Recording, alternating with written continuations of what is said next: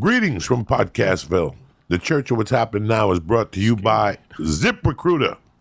You're hiring? Every business needs great people, and a better way to find them, and something better than posting your job online and just praying for the right person to see it. It's not going to work, all right?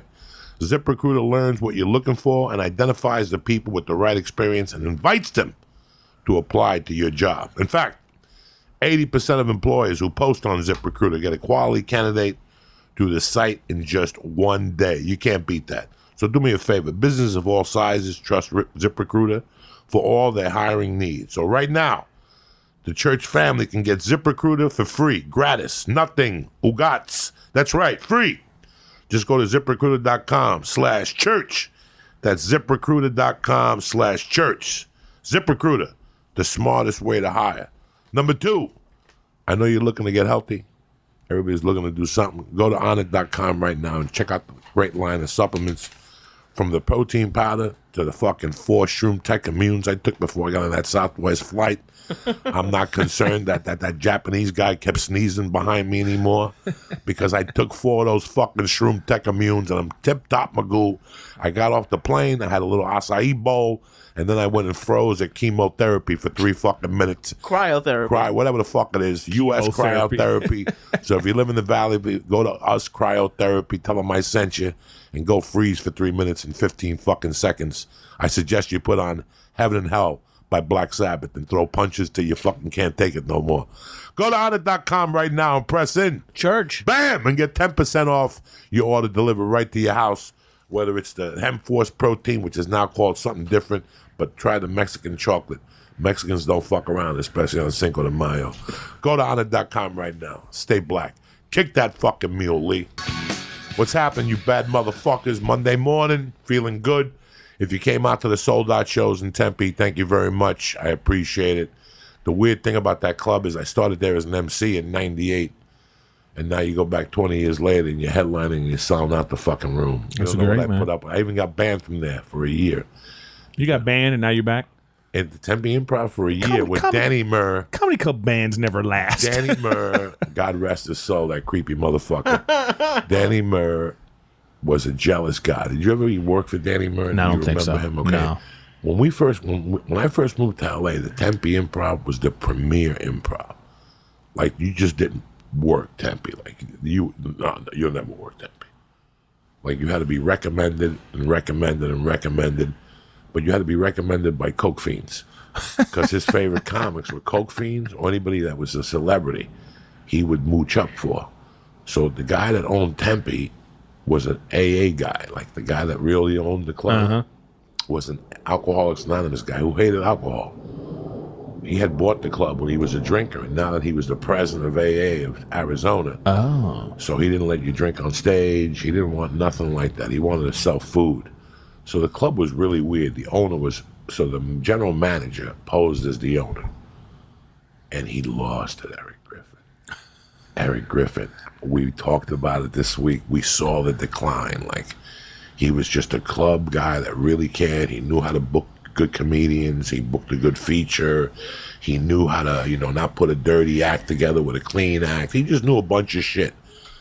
But then he lost his mind. And he loved Joe Rogan. So every time I would go down there, he would be in my ear, tell me where Rogan's going to drink afterward. And I would tell him, Danny, he don't want you around, because Danny would do coke. And this was when Rogan didn't get high at all. That he didn't even understand that concept. And he would go, that guy creeps me out. Look at his jaw, how he moves his jaw and shit. And I was thinking, one night we all went out, and we were in Scottsdale at a club. And then Joe was on Fear Factor. So we were talking to that's a while ago. This is how long we've been going to that club. Who was the chick that was married to Tito Ortiz, the porn star? Jenna Jameson. Jenna Jameson lived in Tempe, in Phoenix or something at the time. And she was there with her then husband at this club with us, Danny, I think Ari. And they let us stay at the club a little while longer while everybody got out. When we got out, some kid took a bunch of ecstasy and didn't wait for the valet. He got in the car and he ran over the valet and 3 other kids. So we walked out of it. I just remembered this. We walked out of there and bodies were all over the place. somebody had thrown a brick at the windshield to stop the car, and the kid was bleeding from his fucking head. The cops were there. They had the crime scene up. It was fucking crazy. Like, Tempe's a crazy fucking place. But and it's too hot. But eventually Danny Murr lost his mind. He lost the club, and then they reopened it. And the owners of this club, one of them is Joel, and it's interesting that I was there at the Improv, the Miami Improv, the night Joel started. Like, he even came to the club this week, and he goes, Man, you've been in it a while, man. Yeah, 27 fucking years, man. How long have you been doing it? Man, for real, since 2003. No shit. Yeah. So when I met you, you had just... Yeah, I just... you were doing it 4 years when I met you. Yeah. I just, earlier, I took like a comedy class when I was like 22. And then I started to go to open mics a little bit, but I wasn't really trying to do it. And then it just, it was a pipe dream. That's what I thought. And I just didn't have it at that time. And then it wasn't until 8 years later that I was like, okay, I really want to do this. And that's when I started going to open mics every day and really trying to make it. What did you do for those 8 years? I was going to school. I was working. I didn't know what my life was going to be. I just thought, I was born and raised in LA. So you're born and raised in this environment. It's different when you're from someplace else and you see the dream and you think, I'm going to work to get there. I grew up here. So, you go to a comedy club and you go, well, how do you get on stage? There was no mentors. There was nobody trying to help you. There was nobody trying to tell you how to do it or anything like that. So, I needed to be older to figure out okay, I got to build relationships. I got to cultivate relationships. It's interesting you say that because I started working with Joey 6-7 years ago. And I've always messaged Joey because I was a stand-up fan, but I never thought I wanted to do it. Mm-hmm. And then now, 6 months ago, I started doing open mics. And every once in a while, I'll kick myself almost I should have started 6 years. Where would I be? But I don't think I'd be ready. Are you glad that you waited those 8 years? No, people always say you shouldn't have regrets, but I don't feel like that. I feel like whatever you regret pushes you to work harder wherever you're at now. Like maybe you say, well, I shouldn't have done that. I don't believe in, everything happens for a reason. No, I'm just making up for it. That's all. Right. I just knew I just fast tracked at that point because it was like when I was going to open mics, Jamie Kennedy was going to open mics and living on people's couches. I went to an open mic with Jim Gaffigan. I went to open mic, all these people. So you cut to 8 years later and I'm looking at all these people that are like, wow, look at everybody's doing it. Why did I stop? So instead of thinking oh my God, what am I going to do? It made me go, oh, I got to really bust my ass. Now, what was going on through your mind those 8 years? Were you watching Comedy Central? No, I was I wasn't. I really wasn't Were you going to the movies? I was going to the movies, exactly. I was watching and the thing that I always remember the thing that really clicked in me was watching Raw, Eddie Murphy's Raw. That was really the thing that I looked at and I was like, oh man, that's the first time I really thought, I think I want to do that. But I didn't know what to do. I didn't know where to go. So that's why it took so long to finally figure it out. Is that the weirdest feeling when you're helpless? Yeah, man. That's a helpless feeling. Oh, dude. Okay, I'm going to tell you even better than that is when I took a comedy class taught by Sandy Shore, by the way, Mitzi's daughter, rest in peace to Mitzi. And, the showcase was at the Comedy Store. And it was the end of the class graduation, it was in the OR. And I did this, oh man, I knew I had it. I knew I had the bug right then and there. Just that thing of the whole crowd laughing at you, I was like, oh man, I love this. But after that, I didn't know what to do. Literally right after, because they rolled the show. So let's say the 7:00 show was our graduation, and then they kept the crowd there, and then they started the real show. And it was Mencia went up first, and I remember watching Mencia, and I was thinking, oh, I think I could do this. Because at the time, he wasn't, who he was. He was doing Taco Bell jokes and things like that. But he was dynamic, you know what I mean? So I thought... What year is this? Oh, man, it must have been 90-something, 4? Yeah, 94, 95. Right. Because he brought up Chris Tucker. He had just... So Def Jam and all that was going on, too. This was around that time. So he brought up... Mencia goes up first, and then he brings up Chris Tucker. And I remember watching Chris Tucker and thinking, I don't think I can do this. Because he just force of nature on stage at that time, So I didn't know what to do. I didn't know what to do. That's the helpless feeling. Just sitting there thinking, okay, well, how do I get on that show And you have no idea. There's no blueprint. There's no learning annex class, how to get on the main room stage. None of that kind of shit, and I just figured it out. I just started going to open mics. I went to the Long Beach, the Queen Mary. They had a comedy club at the Queen Mary. They had this open mic called Marv's and Mary's on Washington. The dude that owned, he loved comedy.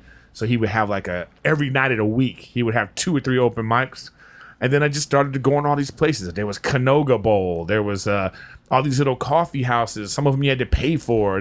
I just kept doing it. And then that's how I realized, you know how you get work? You get your peers to think you're funny because they're the ones that get you work.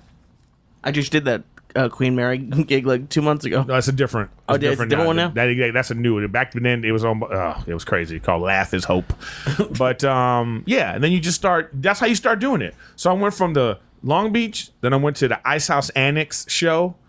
I was doing that for a little while, and then from the Annex show, I went to the Ha Ha.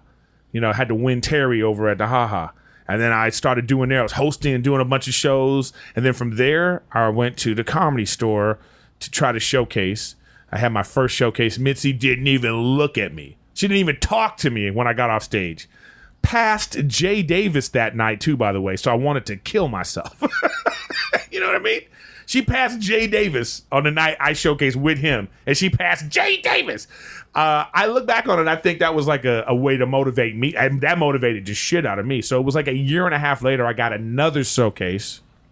But in that time, I was trying to get into the Laugh Factory, the Improv, and I was working those big clubs, trying to get into those big clubs, And so then I was doing the Belly Room show in the Comedy Store, and then I finally got my real showcase. It was in the main room on one of those bringer shows they had, and they were doing showcases during that.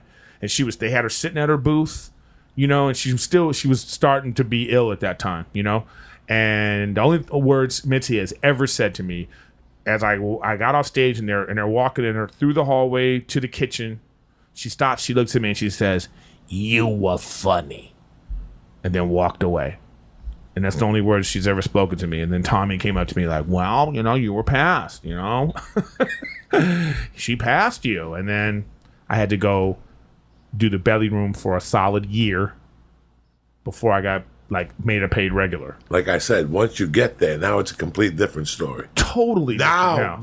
Because you just thought, I told, once Mitzi died, it's a tribute thing. Uh-huh. And it really, that weekend, there was a whole week of thought. Like Ari called me and said, "I'm coming back from Australia because she might die." And that whole week, I started thinking about how important Mitzi was in my heart and my development. I'm not gonna lie to you. Her passing me made me stay here. I was ready to leave. Yeah. And she passed me, and now what do you do? And it's so weird that once you get passed, you're happy as fuck, but now you get thrown into this thing that you're really not ready for. Not at all. You're never ready for it. You're never ready for it. And then you're looking at the lineup, and you're thinking, then there's a new challenge. I remember being on the lineup, looking at the OR lineup, and being like, "Oh, I'm going up at 12." I don't want to go up at 12. Then it's like, oh, this is the struggle. This is it never ends. That's when I knew it never ended. It never ends. You're like, okay, so now I got to go up. Now I got to fight to get into how do you do that? And then you realize it actually has nothing to do with the Comedy Store. It actually has to do with what you do with your career, And it's so that's why I was like, okay, so I got to go do other things, commercial agents and acting and all this other stuff. And that in combination with working yourself through, getting better at comedy is going to get you, those two things they go together. Who did you have to follow that every time you followed on the drive, you wanted to take the car and crash it into the building because you knew you were going to go die? You know what? It was Dom Herrera and the black dude with dreadlocks. I think of his name from time to time. He's not around anymore. He was a solid dude. He wasn't that guy that he would do Prince. The guy, remember that guy? No. Okay. This guy didn't play an organ. He would just go up there and do straight stand-up, and it was ferocious. You know what? It wasn't like that for me. It really wasn't like that. It was because at that time, too, Tommy had just taken over. So he was just trying to fix the lineup, As much shit as people give him, I mean, there was a short time that he did, you know, he was doing work, you know, to change the culture of the place and get people in there and really take thoughtfulness to the lineup and all that kind of stuff. You know, was he like, I don't know if Tommy was racist or anything like that. I don't know. He just, maybe he's insensitive and, you know, whatever he was. But I thought there was like a method to his madness. And so at that particular time, and it wasn't like that. Because those guys weren't there anymore.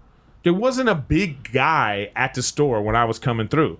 It was just John Caparillo and Brett Ernst and Sebastian and these people. And I never thought anybody was like, I love those guys, but I had confidence in myself where I was like, I felt like the enemy was, this lineup is the enemy. Tommy was the enemy trying to hold me back. So I was like, no, I'm going to work. And I always had just, you know, a delusional confidence about myself that I didn't think any of these dudes were funnier than me. So you got into the store about 2007. Yeah. Yeah. Okay, that's when I left. 2000. Yeah, exactly. Around there. 2005, right before, 2007. Yeah. And this was before I even got anything. Like, I got into the store and started doing spots, and then I got on TV. It was weird, you know? It's, when Tommy first got into first off, I was there with 10 different fucking talent coordinators. Yeah, Duncan, everybody, all those people. And it was crazy how they end up going crazy. When you have direct contact in those days with Mitzi and 80 calls a day, but they all ended up going crazy in their own little way. Like, you had, my favorite was Scott Day. I really like Scott Day. Scott Day was the guy that was there when I became a regular. Scott Day got it. Scott Day really had it. Well, there's a certain type of personality. Yeah, he had to deal with these people always coming at you. You know, give me a spot. Can I get a spot? You know, it's weird. It's a weird power. It's a weird power. And you have to have a certain personality to deal with that, you know? But he was gay. Oh, well, there you go. So he was gay, handsome, and he fucking just was a great guy. But I saw an argument, and he would hang at the store because he would drink. So he would hang at the store and watch the comics and talk to different comics. And I still remember a certain argument he had with Dice one night, how he was sticking. You know, I liked Scott. And then Scott quit, and I don't know who. Then Corey Cuomo replaced Scott Day, and that was completely crazy. I don't even remember any of these people. No, Corey was Freddie Soto's, God rest in peace, his wife. So she started booking it, but then it seemed like Warner Brothers would go there to see Erik Griffin, but Freddie Soto would be on the lineup after Erik or before Erik. You know what I'm saying? Like, it was just... It started getting biased, and people started to know it. And then Danny Kelly was there for a while. Danny Kelly was a phone guy. And one day they just made him, and poor Danny Kelly was also trying to be a comic. Yes, that's what I'm saying. Yeah. So now Danny started giving himself 9-15 spots. You know, and it got out of hand. And he showed up one day, and he had a box on his fucking desk. And they replaced him with Duncan, and then and Duncan didn't want to do that. Duncan didn't. He was doing alphabetical order. Oh my God! He didn't want nothing to do with it. Hated it. Yeah. Then when they did the reality show, Duncan got out. Duncan got out before the reality show. I remember that. And then minding the store, and then Tommy came in. And now, if they were to do minding the store, now is the time to do it. For real. Now is the time. But it's different. I'll say that it's different, not bad, different. Because what was taken away from the Comedy Store with this new regime, what was taken away is this idea that you were a part of a club and you had to earn your way to get something, no matter what you had, you know? And now it's not necessarily like that. Like, if you got stuff going on, you're going to get in the rotation and you're going to be in. And it's like, you know, and that's fine too. But like, if you come from the old way, like, for me, I remember having to do I had to do a year in the belly room. You know, before I could do OR spots. You know, now it's just not like that. And some of the new people that come in, they don't have the same respect or reverence for the place because they didn't have to go through that. You know, and so it's not bad. It's just different. So if you're from the old school, you got to wrap your brain around that. But I feel privileged. I feel very I feel very lucky to be a part of what's happening at the Comedy Store right now. And I think in 10 years, they're going to look back and be like, man, remember when that's, you know, the new golden years of the Comedy Store right now, you know? So that credit to Adam, you know, Egid what he's doing. It's sensational that I walked in there and I was like, this place, I'll never be a regular here. Like, this will never work for me, you know? Look at these fucking people in there. And when I first got into the comedy store, I'm not going to lie to you, I put my heart and soul into it. Like, that was it. That's all I had. That's it. When this is all you have. Like, remember when they told Richard Gere he had to leave? And he said, I got nowhere else to go. Nowhere else to go. That's exactly. I was homeless. I would take showers in the main room at 9:15. I would drive to the comedy store and take a shower at 9:15 in the main room and then go back at 7:45 and take another shower in the back. I had towel, shampoo, the whole thing. I would do laundry, a laundromat, and sleep in the fucking car. I mean, that was the comedy store to me. I ate there. I fucking, you know, if the waitresses got food, I mooched the half a sandwich. I ate the cherries. That's why I ended up weighing 400 pounds. I would eat those maraschino cherries like a motherfucker. Only in America you could be homeless and still end up fat. Still be at the fucking, yeah, only in America. I was eating those Wendy's dollar menu. Oh, wow. $4 or $5. You get the bowl of chili. You get the junior whatever. That's it. You know, the lunch special at Hoy's Walk. It just clicked, huh? You know, $15 a set. Felipe Esparza, Willie Barcena, 40s, Rudy Moreno, 50 down at the break. Oh, yeah. You know what I loved about at the Commerce Casino. I started doing those gigs. Yes, too. And that's when you really fucking see it. The only gigs that paid were the Latino gigs. Latino gigs. They're the only gigs that paid. Oh, my God. You have to go to like weird places and bars. Whittier with a taco stand outside. But they'd be like, a dude would come over to you and be like, thanks for coming. And you'd be like, oh, shit, this guy just gave me $50. $50, $40. Jeff Garcia used to have all those rooms. They give you a taco. Yeah, you can eat. Got Edwin San Juan would show up with a fucking pipe and a fucking bag of weed. I mean, it was like this fucking Latin fly. That's how I got in. My first TV credit was Payaso. Well, my second TV credit as Payaso. My first TV credit was actually Night Call. It was this show on the Playboy channel. It was like the Tonight Show for porn chicks, you know. And I did a stand-up set on there. And then my second one was, but you know how I got that? You know how I got Payaso? Darren Carter, the party starter, you know Darren, he hit me up and was like, yo, can you come with me to this gig in like deep Whittier? Like, it was like deep in the hood someplace, right? The Latino hood, you know? And he goes, come with me. If he just wanted me to come with him so we can get the carpool lane on the freeway so he can drive in the carpool lane. So I go, I do a set. I just happen to be going up in front of Alex Raimundo. And Alex says to me, because that's the only reason why he watched me, because you know you don't really watch people unless you going up after them, then you might sit and watch. Alex comes up to me and says, hey, I'm about to do this show. I think you'd be good on it. Let me talk to my guys, and then we're doing a show at the Improv, you know. And I went and did that show at the Improv. That's when I met Scott Montoya and all these people, and they were like, all right, they booked me on the Payaso Comedy Slam. What did you think at first? I thought, well, I didn't have anything, so I thought, wow, I'm going to be on Showtime. I thought it was going to be this big thing. To his credit, the way he put it together then was the way you should put things together. We did 2 shows. You know what I mean? If he was doing it now, he wouldn't have done 2 shows. It would have been, if it was 2 shows, it would be like 10 comics. You know what I mean? And it just wouldn't have came out. I thought they got the best out of it by doing 2 shows and combining, and that's how they should do all those things. But anyway, I thought it was great. Then we're at this big 900-seat theater in San Bernardino and all these people. And I'm like, wow, this is amazing. Look at what I'm doing, a TV thing. And I thought it was going to be great. And then I thought, well, the potential for a tour for this too. And like, you know, all these great comics on the lineup, you know, Johnny Sanchez and, Joey Medina and Alex Raimundo and, you know, all these people, all these up and comers. And, you know, I thought, oh, this is good. And then what happened? We did 1 show at the Indian Casino, and that's the last we heard of Payaso Comedy Slam. When they approached me, they had been talking to me for like a year that he was going to do something. The guy kept coming up to the store, the old guy, his partner. Oh, yeah. What was his name? I forget what his name was. Oh, my God. And then they made an offer, and when they said Showtime, I'm like, look, do you know how many fucking things I've shot over the years?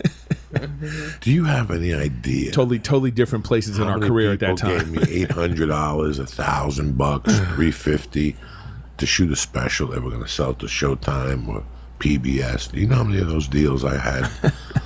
I could count them on. It's amazing. I wish I had an abacus. Like, that's how many things Did you do the same set for all of them? No, people would contact you and go, look, we're putting a show together. We shot one at the Ha. I'll never forget. That was the most embarrassing thing I was ever involved in because I was cheering for it not to air. I just wanted the money. That's it. I did a movie like that. Yeah, you just care about the money. You don't care if it fails. You want it to fail. You don't want nobody to see you in this. You're like, I hope nobody ever sees this. There's a guy that shot me, I swear to God, maybe 10 years ago. We did a special at a theater in Hollywood. This guy went all out, borrowed $80,000 from his grandfather. Oh no! The whole thing. As he's giving me the money, I'm like, "You poor bastard." You know what I'm saying? Like, you're never gonna get this money back. Like you're in no danger. He's like, "Yeah, I got a cousin, the one on Telemundo Special and all this shit." And he fucking sold it. He went off, bro. He called me a year later, dog. Can I get permission to put it on YouTube? Fuck no. Fuck you and fuck no. You're not putting it on YouTube. I was prepared for it. I mean, it has been so many of those people approach me over the years. So what made you do it? The Payaso Slam? Yeah. Cocaine. Same thing. Same thing. I had told them. It was like that back then? Oh, yeah. Bad, I didn't know that. Bad. I didn't know. That was the tail end. Okay. That was the tail end of the... Do you remember I didn't go to the party? Oh, that's right. I had to catch my drug dealer before he closed at 12 Yeah, but you o'clock. but you did that... Payaso? You were at that gig we did at that Indian casino. Come on. Yeah, man. Remember that gig we did at the Indian casino? No. Oh, what? Yeah, you were gone. You were that you don't even remember that? No. Yeah, man. We went to I don't remember where it was. Like deep in the mountains. That one. Something. And the guy called me Gabriel. I don't even remember. Was it that one? The guy was so drunk. He's like, "Look who it is! It's Gabriel." And remember, Johnny didn't come because he was at a funeral. He says he was at a funeral. But we did, anyways. We only did one show. I know you were there because I remember you were talking shit in the green room. That's what I remember specifically. You just were like going off about different things. It was so when I shot Payaso like anything else I shot. Like this ain't gonna go nowhere. Yeah.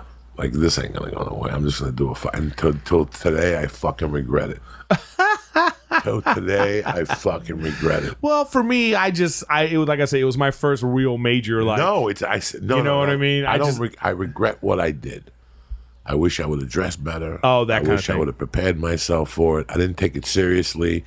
I didn't show up for the wraparounds. I didn't want to be involved. I didn't care. And this is the regrets that you have as a comic from time to time. Yeah. That I had to call Montoya and actually tell him, I'm sorry for my behavior. Oh, wow.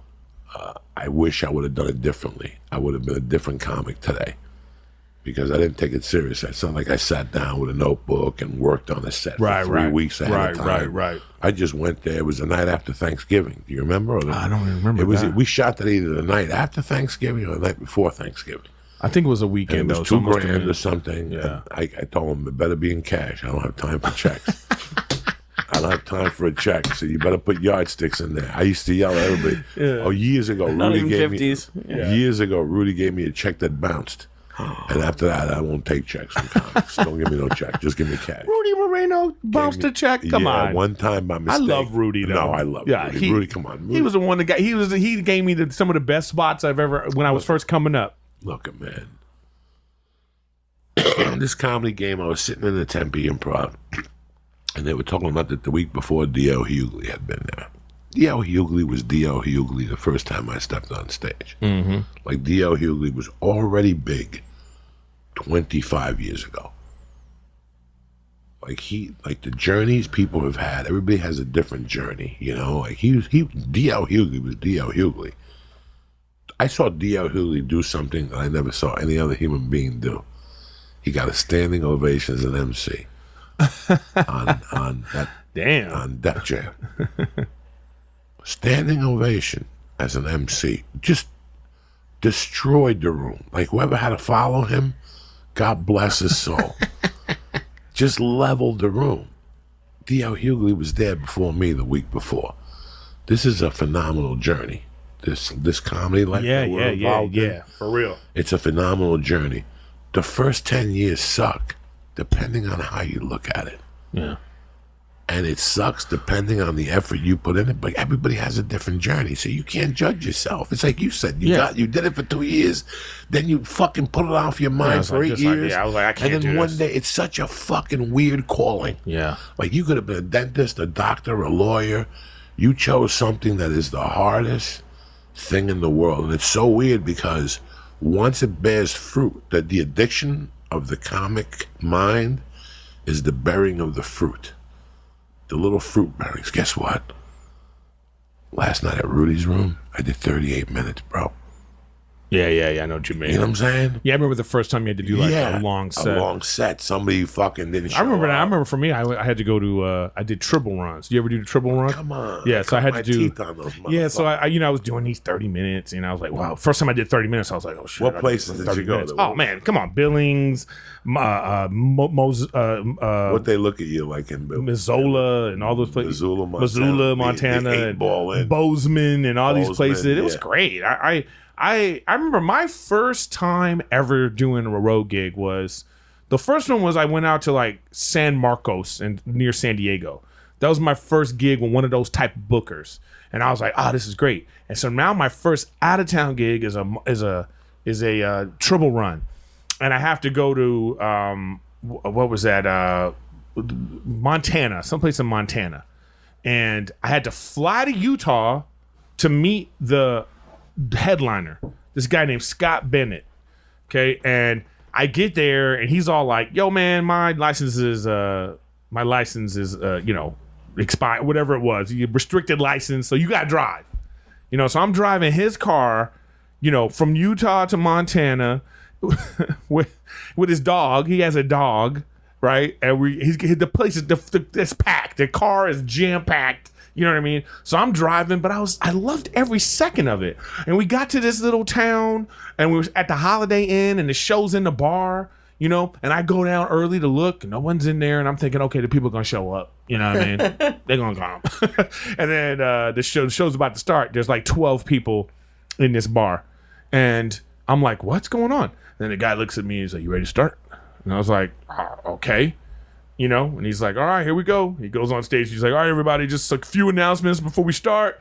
Remember the dart tournament? You had to sign up for that on Thursdays, and we got karaoke on whatever, And he's going on. He goes, all right, the comics here from LA. His name's Erik. Here we go. And that's how I got brought on stage for my first out-of-town gig in front of like 12, 13 rednecks in Montana. Here we go. And I got on stage, and I was like, I made it. I loved every second of that $100 I made. That hotel room. And we traveled. We traveled like 500 miles every single day for a week. And it was no rhyme or reason to the gigs anyway either. So it might be Bozeman's here, and the next closest city might be something else. But no, we had to drive past that place to go to some faraway place, and then drive back. And it was snowing, and it was just we had to go to Miles City, Montana, which is way up there. It was like that was my first experience on the road, and I thought, okay, does it get better? I was like, damn, this is. How many triple weeks did you end up doing? Not too many, because I did a few, but not too many.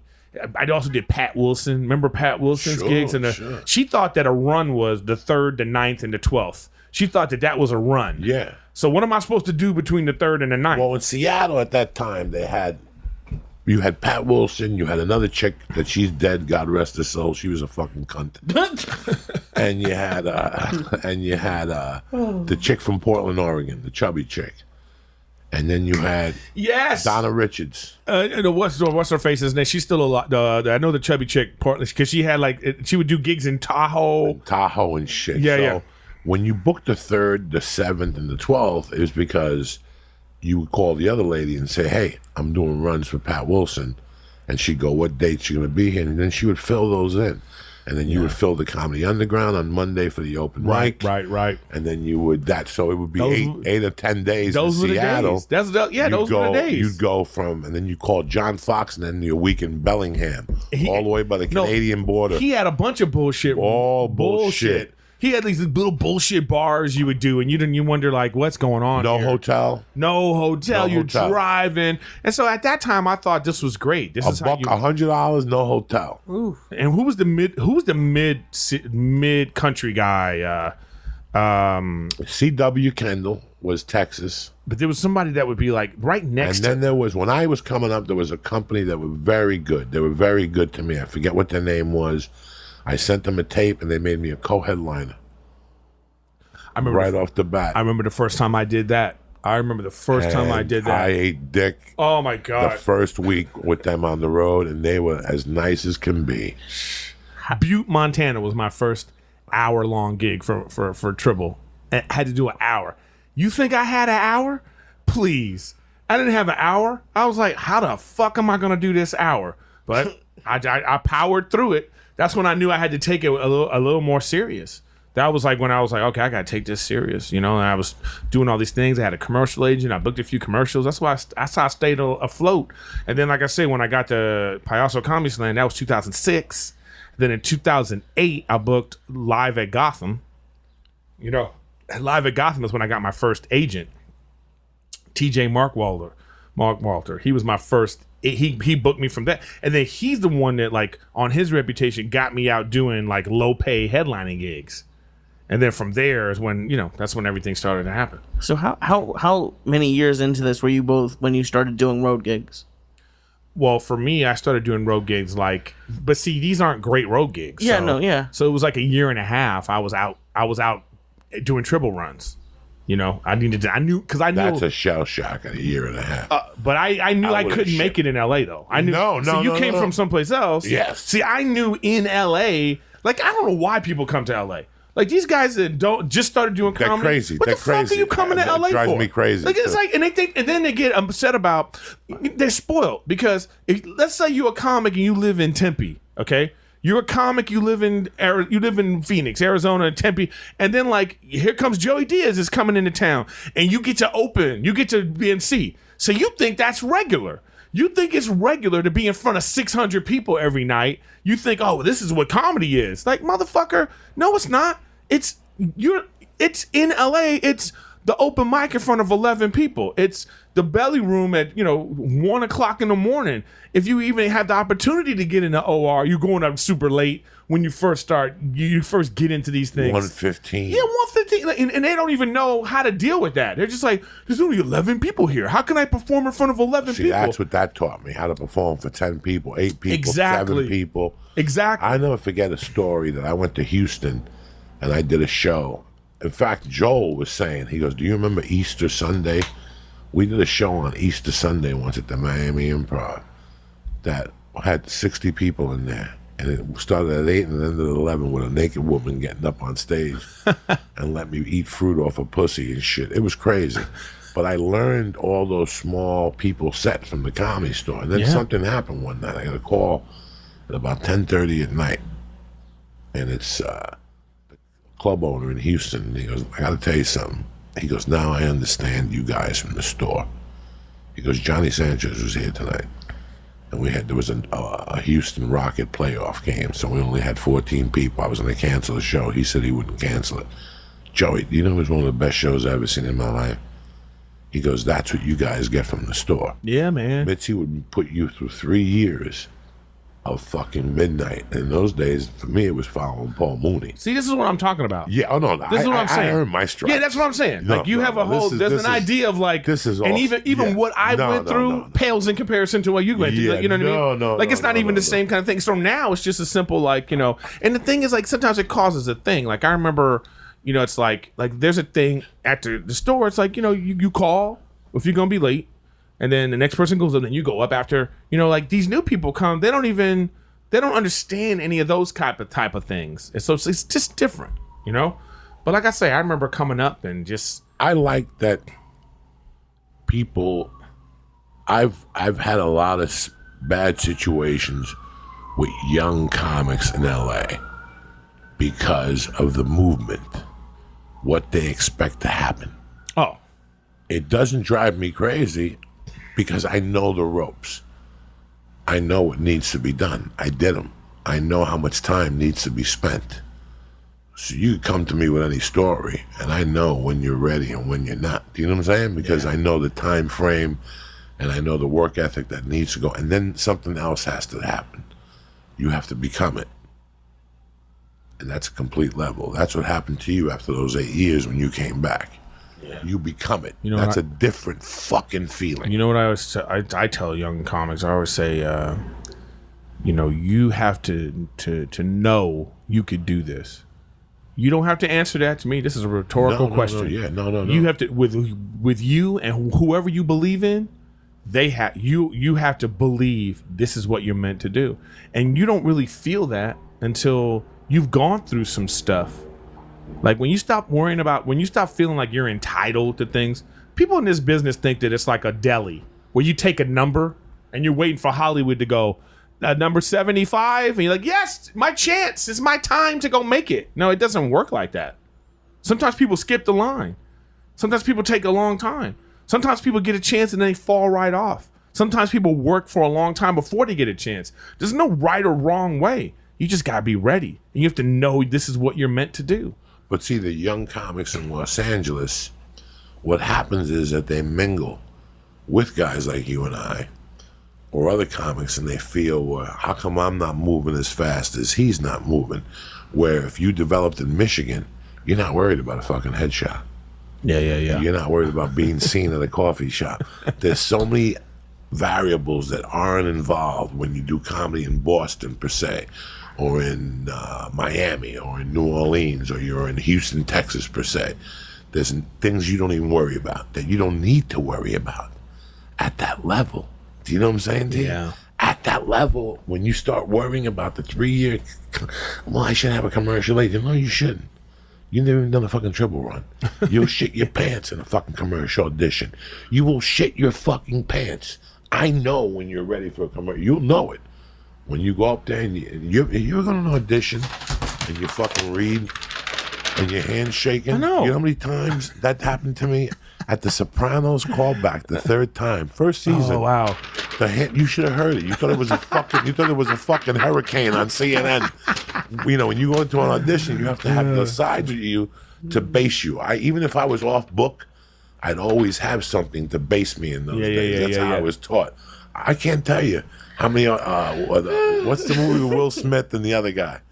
Rona Crest. She was huge when I started. When you got read by Rona Crest, oh shit. That's like Clint Eastwood and shit. I remember one time, it was like a fan was off in the room. They kept saying, Joey, put the fucking paper down. Put it down. Put it down already and shit. You know how many auditions you have to blow? Before you know. Oh my God. So it all works in unison. Yeah, if you really see it. Before you booked the commercial, you had to go to Butte, bitch. And that half hour that you didn't have, you just earned that commercial. Going to an acting class. Yeah. Going to all, you know. It's crazy what the pattern is. And I hate when people try to move ahead of it. All you could do That's what people want to do. They want to skip steps. They want to skip the line. They want to skip it drives steps. me crazy because you're going to have to go back. I always compare the Pennzoil commercial from the 90s. You could either pay me now or you could pay me later. How many times in Last Comic Standing did somebody win and they were not a headliner? They were put on the road. They did one good stint on the road and then they disappeared because they were not ready to headline.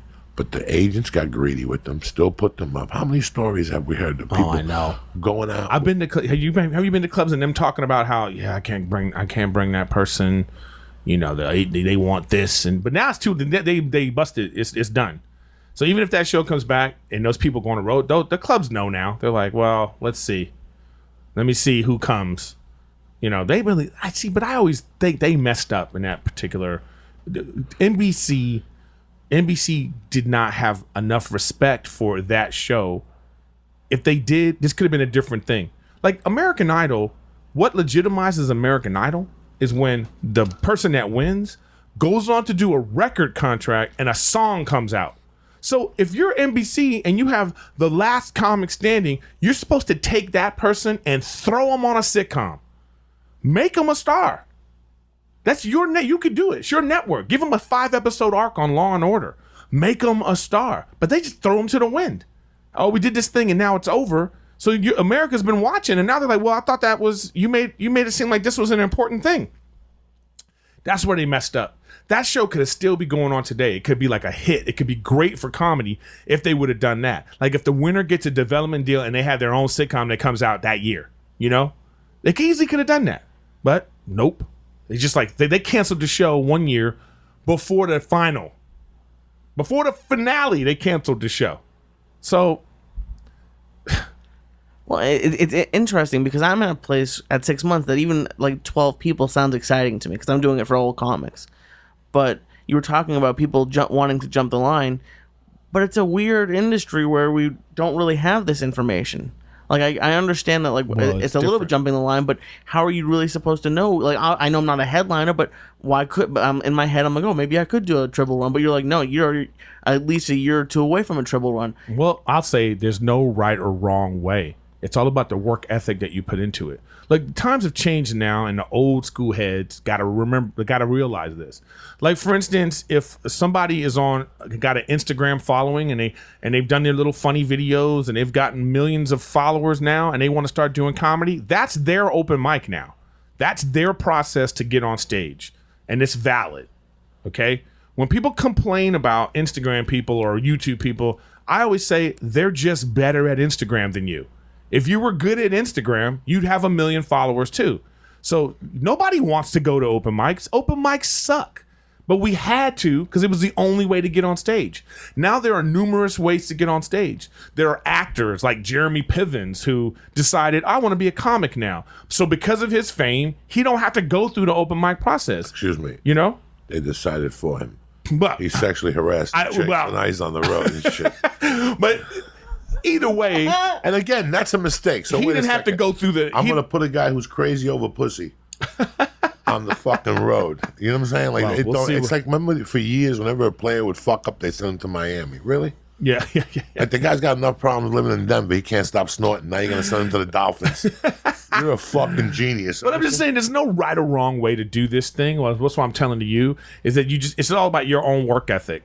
So, because the problem is this. You might get an opportunity and you have to be ready.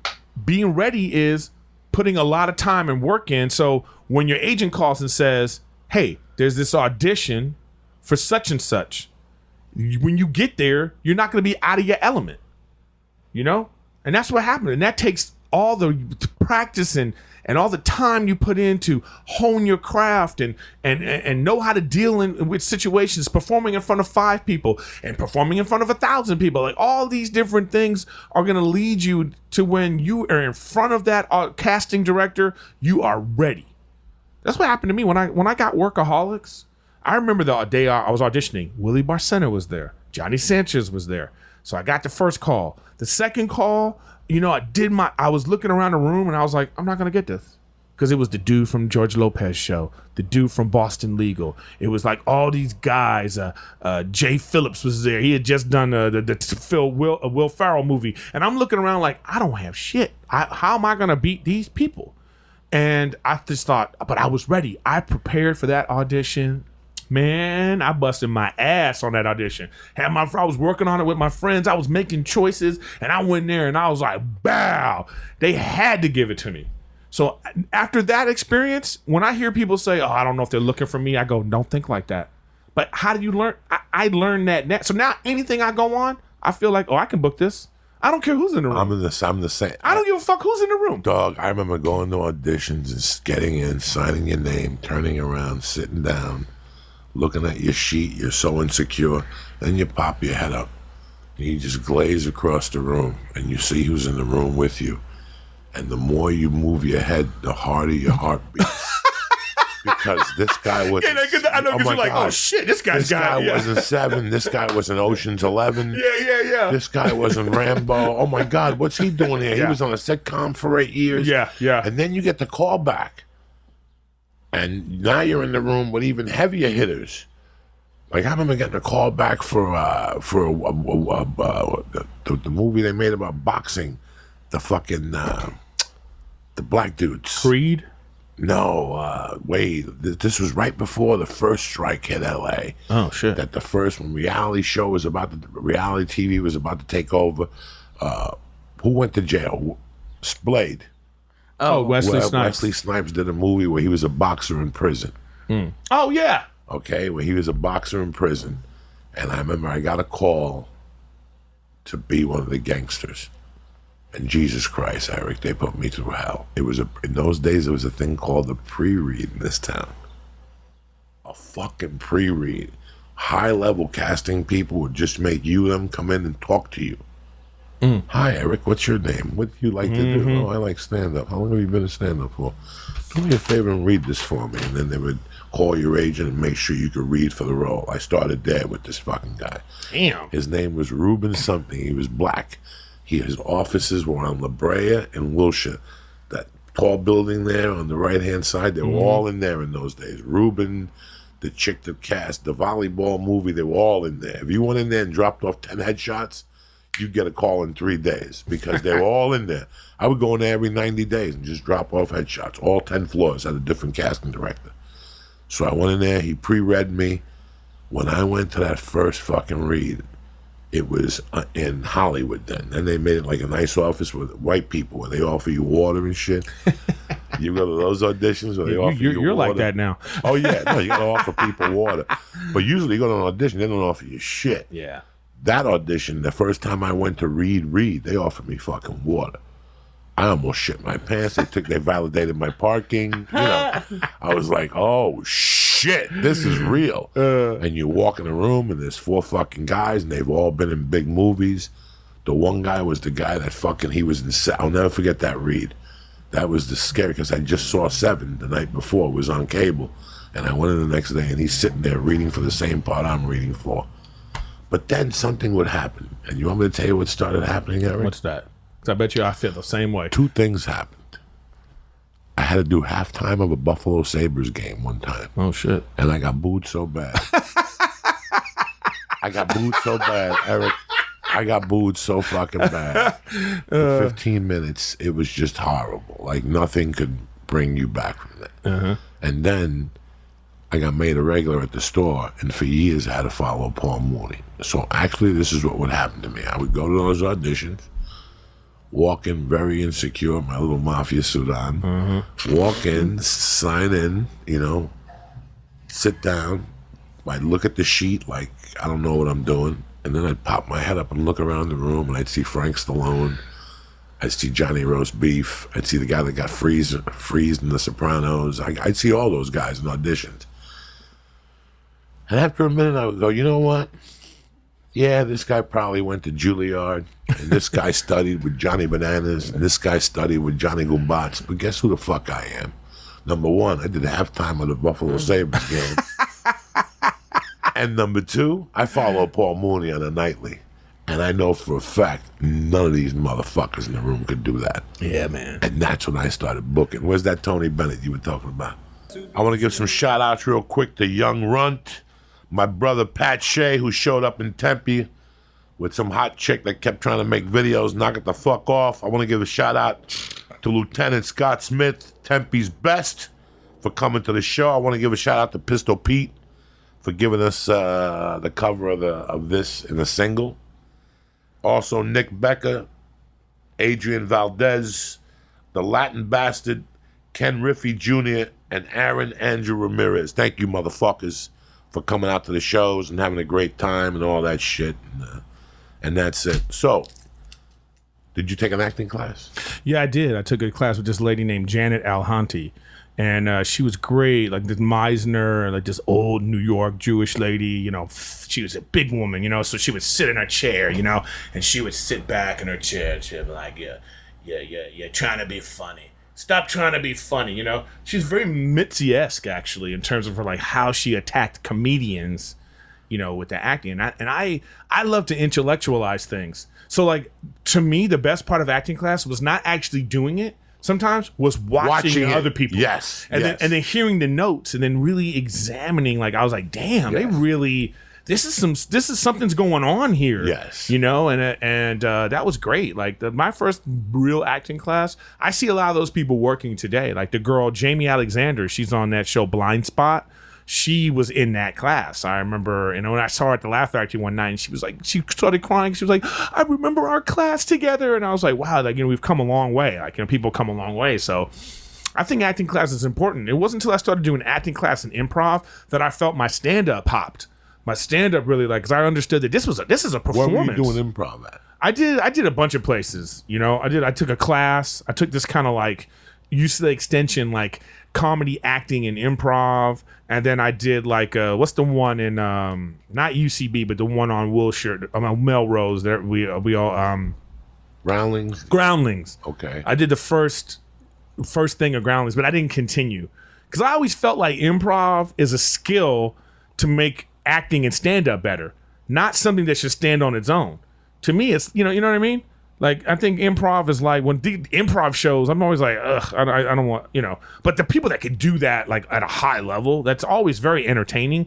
But I think that is great for, like, when you do it within, like, oh, here's a movie situation, stand-up, a TV, or a play, or whatever that, you're using that skill to enhance another part of entertainment. But anyway, that's just my I went opinion. through a chapter of my career. There was like a 2-year stint. When I went to New York, I picked up a bad habit of talking to the audience. I picked up a very bad habit. It's a lazy habit, of talking. And I got good at it. I got good at But you know what? what's happening. It's not hard to be good at that when you're a charismatic comedian. I got really good at it, and it was always 50-50. Yeah. It's always a 50-50 show. It's always like, so I would have 22 minutes of material, and I would bank on 30 more of improv. And I would start in the middle or close at the end. For a year, I went through that phase where I forced myself, because when I was a house MC at the Boulder Broker, it was the same mooches every week that came in to eat. So after a while, they're like, we know your material. Yeah, it was steak night. It was $15.95 for a steak, and you got a comedy show with the steak. So it was the same fucking 40 people who came in for steak night, and then they would stay to watch the comics, and I was the headliner. So I would just do topical jokes in those days. I would just go through the paper. It's really weird when I look at my journey, and then I started talking to the audience. And that ended in Seattle. When I moved to Seattle, somebody goes, You dog. lived everywhere. Yeah, somebody goes, Jesus. dog, you got to stop fucking talking to people because you're good at it. Don't get me wrong. And the improvising is good. But once you move to L.A., it's not going to be bueno for you. And then I stopped. At the store, I never fucking really talked to people. Never, ever. Especially because like we're not watching the whole show. And now I don't even consider fucking doing it. Like now that people paying to come see me, I wouldn't even take a chance in fucking improvising. I'll throw a tag in if it's appropriate. Like sometimes you write on stage and stuff like that. So Workaholics, you've been on.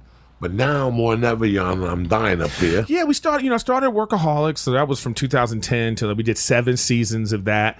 This crazy character. I enjoy it. I'm always gonna look back with fondness of being on a show that's like people's favorite show. People still come up to me today every day. It's like Montez. They love that show. So that was great.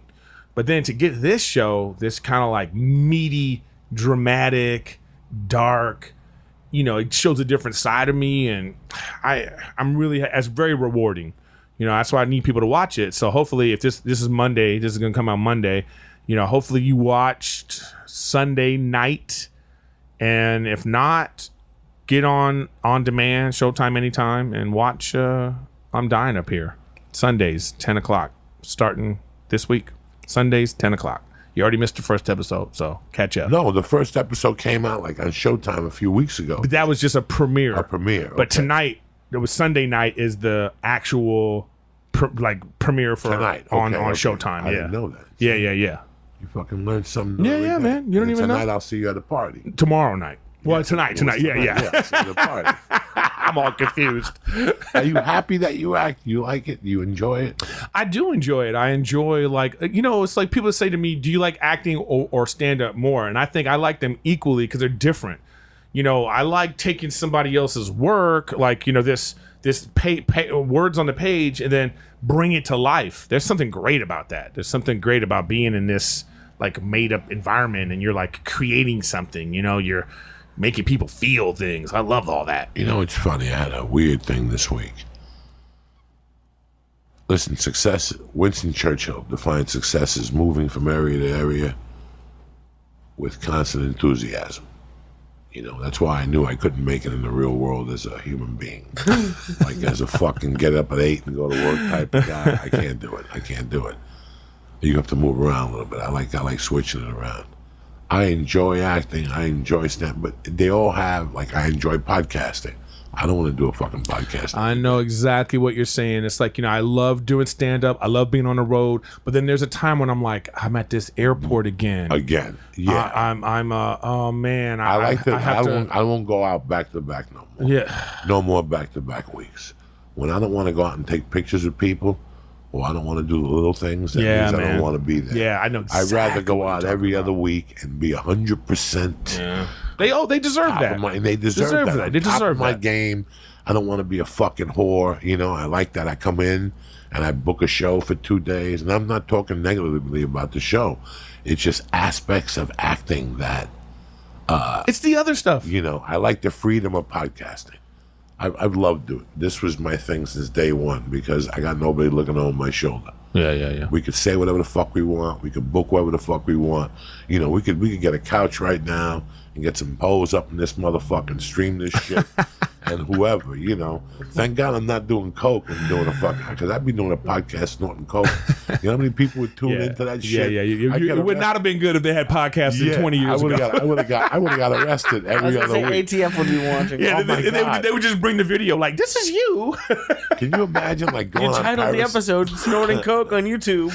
Yeah, you don't wonder why the cops are here. Can you imagine becoming like the mad periscoper and just popping up like you'd have 2 million followers. No. You'd run commercials on the Periscope for fucking coke dealers and shit. Call me now, 1-800. This phone will disconnect in 30 seconds. I never understand when people people send you these Snapchats, like all these Workaholics fans will send me Snapchats and stuff, like, you know, with a pile of weed in front of them and all this stuff, and I just go, damn, you're like, you're gonna go to jail. Yeah, like this is out there someplace. You don't smoke weed ever? Nah, I sure never don't. did. No, never did. No drinking. No, I don't drink. Never. No, I never did. I mean, just only recently, in the past like 2 years, I went on a vacation with a friend, and the deal was, okay, on vacation I'll try. So I tried a couple of drinks, and I just didn't like it. You don't like it? I just don't like it. It's not even about like being goody or anything like that. I just don't like it. What's your hobby? I like to play video games, and my hobby and my work is the same thing. I love going to do stand up. Like, it's like things happen to me in life, and I have this thing where I'll go right to the stage and talk about it, you know? So that's my way. I saw your growth, Eric. You know, well, I appreciate it. No, stop. Tell me more about me. No. It has been, you know, it's not my journey that baffles me. I looked at other journeys. I looked at Ralphie May's journey, how he came in second. Rest his soul. I look at Mitch Hedberg's journey. I look at Doug Stan. I still remember seeing Doug stand up in '96 and going, I'm canceling this. I'm not doing this ever again. Because I'll never be this good. You ever had that feeling? Yeah, I know exactly what you just said about Tucker. Yeah. When you saw him in Syatt Brand. Yeah, for real. I just thought, I remember I can't do it. How can I do this? June of '96, Stanhope was up at the fucking Seattle Underground. And I still remember that was his spot too. And I still remember going, like, I have a spot tomorrow, I'm canceling with Pat Wilson. Mm-hmm. And I went camping with my girlfriend, and for 2 days I really thought about my life. I was like, if I'm gonna do this, that's the only way I'm gonna do it. I gotta go balls out to the wall like that. He was my first real, like Lenny Bruce and Richard Pryor. When I saw Stanhope in Seattle, like, I knew him from triple runs. Mm-hmm. You know, he lived on a triple run. That's what got him really good. There's no secret to that he packed his car and just went on a triple run for a year. Triple runs. Jesus. And karaoke bars. So, and drinking and still carrying on. And then he entered the San Francisco comedy competition. And they were like, you know what his chances are of even placing up there? 0. He's too dirty. And he destroyed them all. And the night of the fucking isn't finals, that the famous one? The famous finals. It was him and Dane Cook. And they broke into his car and stole his clothes. So he had to go to a thrift shop and buy a secondhand suit. That's why he dresses the way he does, because he put that suit on and he fucking won the thing against Dane Cook. You know, And it was phenomenal. Like, it was like. Did you do any of those? Did you do any of those contests? I did Seattle. I did Seattle and took also. 6th. And then with Aisha Taylor and Josh Wolf, and the year I did it, David Crow won. And then San Francisco, I quit the 3rd night. You know, it's fun. This is so funny. I did the Seattle competition, and when I finished that, I said, I am never doing a competition ever again. That is the worst 3 weeks. Like, you know, the only thing good about it is it teaches you how to showcase. It teaches you like quick stand-up showcase. Different level of the game. Yeah. 6 minutes. Yeah, you're like, boom, you got to come and get 6 them. minutes. But just the way what it did to the comics, and then like having to like roam around for 3 weeks, and like you have to put yourself up in the second week, and I will never forget. I was in. What year did you do it? I did it 2004. And who was in it? 2004, 2005. Who won it that year? Oh man, I don't even remember, man. But I remember, like, you know Siddiqui Fuller? Yes. Siddiqui was in it, you know, just flipping away that year. I don't even remember everybody that was in that. And I remember I was thinking to myself, I got robbed. You know what I mean? But whatever. Did you make Lamont Ferguson. Lamont Ferguson was in. Finals? No, I came in 6th that year on my thing too. But I really felt like it was like, I said, this wasn't, some stuff was happening where I was like, come on, this isn't, what's going on here? But then I thought, it doesn't matter. After that, I was like, I'm never doing this again. And I remember John Fox was in LA at the M Bar doing showcases. And he came up to me and he was like, Eric, I'd love for you to be in San Francisco comedy competition. And I said, no. I was just like, nah, I don't want to do that. And it was crazy to me because 2 years before that, that was my goal. That was your goal. That was my goal. That was my everybody's goal was to be in this, and then and then I was like, nah, I don't want to do this. Let me tell you something. Let me explain this whole thing never to gonna you. do this. So Eric, we'll break it down to you. I did the Seattle comedy competition because I lived in Seattle. I had moved to Seattle to develop. Seattle, when I was coming up in comedy, there was a comedy newspaper that was run by John Fox, and it was written by comics. And it was very interesting. I learned a lot in that thing. But the back of it had every club in the country, in state by state, Alabama, Arizona, Arkansas. And I would look at those and circle the ones that I was going to perform at. And every month it came out. And if you were part of, it came out the Comedy Works and Wits End. It got delivered there for free. And that's how I got turned on to Seattle. That logo just fucking made me go crazy. And I met a stripper in Michigan while I was on the road. She was moving to Seattle. And I said, fuck it, I'll meet you up there. And I had nothing going on in Colorado. I was just going to end up in jail. And I went up to Seattle, and I stayed the summer. And I liked it. I liked the comedy scene up there. It was Josh Wolf. It was Brody Stevens. There was a bunch of us up there fucking around. Then they asked me, do the contest. And I got to tell you something. For me, it was a great experience, but I lived there. I don't regret now, Lee, in 3 years, go up there and do it because you can Airbnb. And just stay there for 3 weeks? 3 weeks. How many shows do you do? 4 weeks. You go. Oh, you're doing it. Because what they do is after the first round, you get the money. Like, they give everybody the last place money. Oh, okay. You know what I mean? So, like, let's say the last place pays $500. They give everyone $500, because, you could end up being last place, so you've already been paid. That's how they do it. Cause I've never even looked into any of these. No. You don't have to look at it right now, but it's pretty interesting because for me, it was very interesting. I lived in Seattle, so my first one was a Rocky Mountain Laugh Off, by the way. I don't think you ever did that one. That was out of Utah. I did the one in Colorado. See, I was in the 90s, contests were big. Oh, see. Eric, big. The biggest one was Johnny Walker, national competition. Oh, they did the finals on TV. Oh, wow. Johnny Walker Black or Johnny Walker Red. Then the HBO comedy competition. So every city had a comedy competition. And then in the end, you would battle it out in Michigan somewhere or in LA. And sometimes they go Vegas. Vegas was where you all went. and did this battle off every fucking year. When I got into comedy, I was sponsored by Beck's Beer. It was a Beck's Beer comedy competition, and it was all of Colorado. And the rules were you couldn't get paid. So the first time I got on stage was in June, and that night somebody came up to me and goes, I have a gig for you. I could give you gas money. And I'll never forget when I won the finals of the Beck's comedy competition, there was a red flag that I took $5 for gas. The second time I got on stage, and the judges were like, fuck you, he won, hands down. I like that one. That was a 6-month competition, and it was just people from every Tuesday. Seattle, man, that's way past my time. Seattle was 5 nights in a row, Lee. 6 nights. Yeah. Monday through fucking Saturday. Yeah, you did it. So in your mind, and it wasn't. By the way, it wasn't just in Seattle. Though. In Seattle, it's called the Seattle Comedy Competition. But it's all over. It might Washington. be. Yeah. You might be 200 miles away. Yeah. You could be in Everett. You could be on the Bellingham. Up in Bellingham is on Sunday night. Bellingham is up. What I loved about that competition is the fact that was the first time I performed in front of like 2,000 people. You know that one of the nights was this kind of casino gig that was this huge room, and it was like thousands of people, and that was the first time I remember being out there like, oh man, this is great. It is. So so I enjoyed all that, but in the end I was like, I'm never doing this again. Like I loved all that experience. You know, it's like going through boot camp or something. Yeah, it was really boot camp. But I wouldn't do the shit again. I remember driving there every night with Josh Wolf, but in my mind, like I already thought, what really kills you about his Lee is it teaches you not to size up nothing.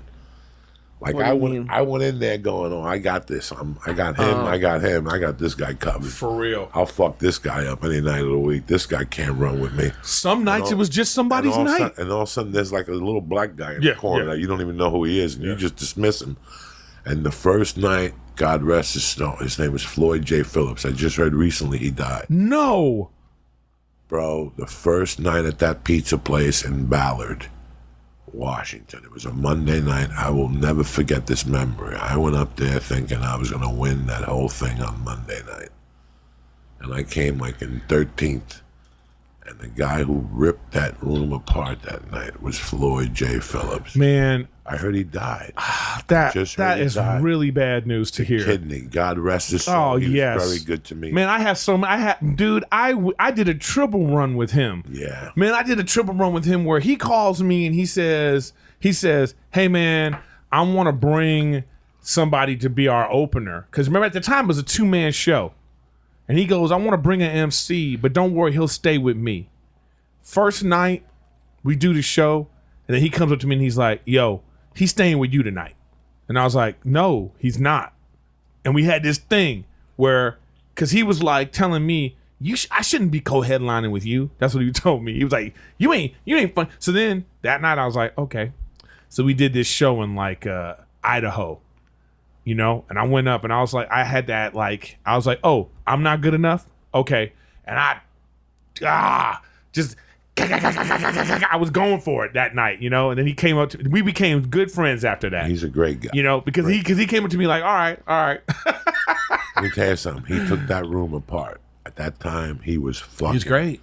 He was. Where did he live though? He lived in Portland. Yes. He was out of Portland. I never knew who he was. Man. I never knew who the fucking this kid was. That makes me feel sad that I didn't keep up with him. He showed up that Monday and destroyed. He had a joke about the Portland Mall. Excuse me, security. You know, have you seen any black people?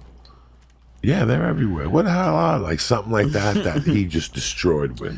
But I know what you're saying. You would go to these contests, you would see these guys, and you'd be like, and you're sizing them up. Yeah. But don't judge a book by its cover. And we did it. And guess what, Lisa? When they announce your name 13, guess what happens? You drive home, you don't say a fucking word. Your friend's like, you want to go eat? Not really. You go home and you get that notebook and you will stay up all night. Yeah, man. And the next night I came back and placed like third. Remember that thing they used to do? I don't know if they did it during your time, where it'd be like this extra point from the audience cheers. Yes. So that was like a big thing too. That was like a big It's crazy. You had to get that. You had to get that thing. It's basically one week of every night. Then another team comes up, 30 comics, whatever, 15, and they do their week. Now, if you place that week, you got to come back the third week, and your crew goes up against his crew. and then the finals. Well, It goes down to 5 comics, and that's a whole nother week. Yeah. So it's 4 weeks of your life. But let me tell you something. I learned to love comics. Like, that's the first time I was ever involved with a circle of comics. Yeah, the camaraderie. To this day, Al Triferis, James Inman, Floyd J. Phillips, Josh Wolf, Gavin Boyd. That contest taught me. We went to a Seattle fucking football game that Sunday. Like, somebody gave us a handful of tickets, and we all went together as comics.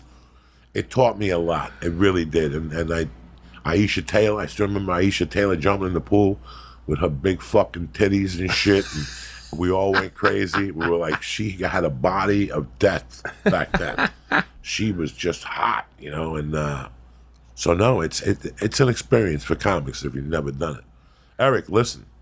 I'm happy we finally got you on the show. I know, right? This is great. I mean, we could talk. I feel like we could talk comedy and like these you're things forever. You're very insightful on it. And I can tell you take it seriously. If not, you wouldn't be where you'd be. I am trying to take it as serious as I can. Like I say, you should intellectualize it and then forget about that stuff and just do it. That's my advice to you. Yeah, I just do appreciate it. it. That's it. That's Yeah. all. Just like Nike says. Yeah, keep just doing do it. Just do it. And you're gonna run into roadblocks, and then you figure them out. And every time you figure them out, it strengthens you. Yeah. Those triple runs are very fucking. That was. Very- I look back. I look back at the time fondly, but I still go, damn! I can't believe I was doing. And You you're know. still booking. Yeah. You know what I always say? I say I would do triple runs today if it was more professional. Like if it was like you could get a good take at the door, and like you spend like 5 days in Montana, I would do it. If you could leave with a hefty chunk because you're doing like these great shows, because those were great cities, man. Bozeman, Butte, Missoula. You could still do that with one of your best friends. I know. Just flying to Billings, rent the car. Yeah, exactly. And do all those towns, take a piece of the door. Yeah. Book radio. Triple told me he didn't want me doing it anymore. And I knew exactly why. Because when you get to a certain point where I knew I just was like, it was like, you can't have that out there. Because you can't have these people going, because there was some bad, No, they got bad comics. some terrible. So, you can't have somebody doing even a little well, because then the people there are going to be like, well, wait, we need more comics like that, Yeah, he don't do comics at all. But that's what you work with. So he stops booking you when you get better. You work with comics For real? who... That's crazy. Triple runs are an experience, but I'll tell you what, for some people, some headliners, it becomes a reality. And you've seen it out there where Or cruise ships. they have... You ever their done a cruise ship? No, and I'm not interested in them either. At that point, I'll go sell fucking Fords down the corner. I did a cruise. I did. I wanted. Joey, I wanted to check it out. I did. So I did like 4 or 5. I wanted to see, because I was in my mind. I was thinking, could I end up here and let me see how it is? I did. I enjoyed my time, but I was like, I feel sequestered. And then I saw these comics. It becomes golden handcuffs. What they do is they fire everybody. They don't need agents, managers. There's 50 ships. There's so much work that they could just. This is it. They're like, I'm gonna do this for the rest. I could do this for 10 more years. Save money. You don't spend any money. It's a lane that I thought. Well, let me check on that lane. And listen, comics come in all sizes and forms. Yeah, man. Listen, man, there's comics in Michigan that'll take you and me, chew us up and spit us out. And they got 6 kids and a job and a wife and a job that has too much insurance that covers their kids. Yep. And they can't leave. That's the can't reality of this Yeah, life. yeah. There's 20 fucking comics out there that will level us. One smokes crack and lives with his mother. And he can't, Otto and George would fucking, What they don't- God rest his soul, he would take calls from a payphone on Tuesdays.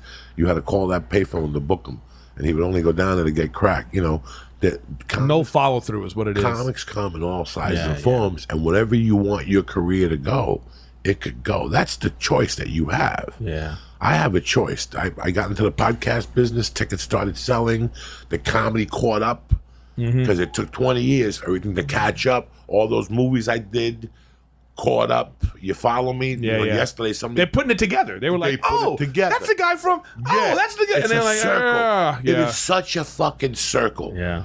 A wise guy once told me, this business is a business of cultures.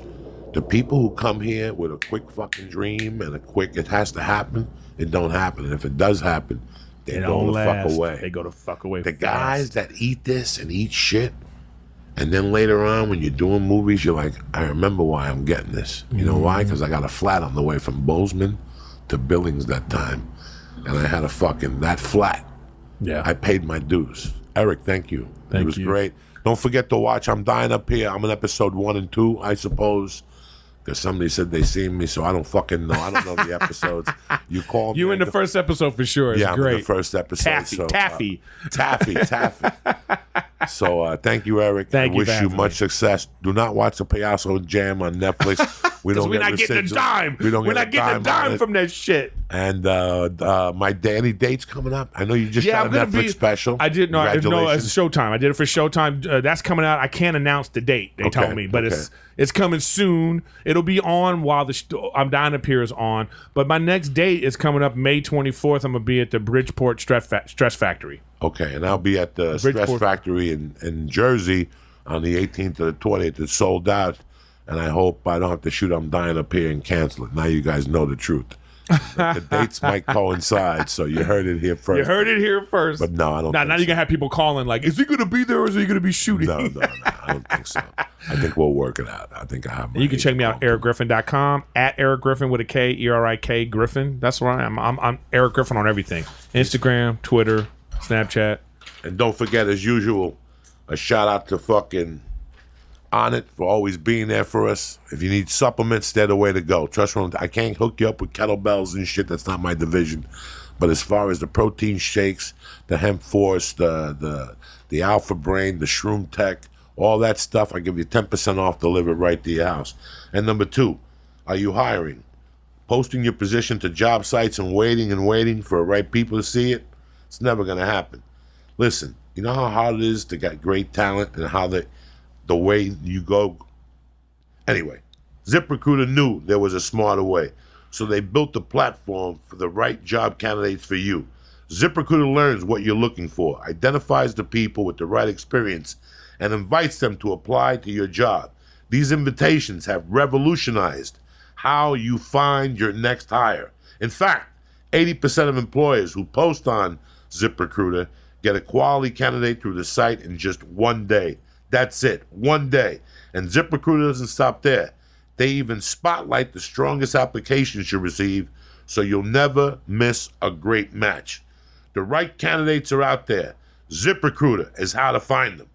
Do me a favor. I don't care how big your business is, how small it is. You could benefit from ZipRecruiter, okay? Businesses of all sizes trust ZipRecruiter for their hiring needs. Right now, today, the church family gets ZipRecruiter for free, gratis. Ugats, nothing. You get it for free.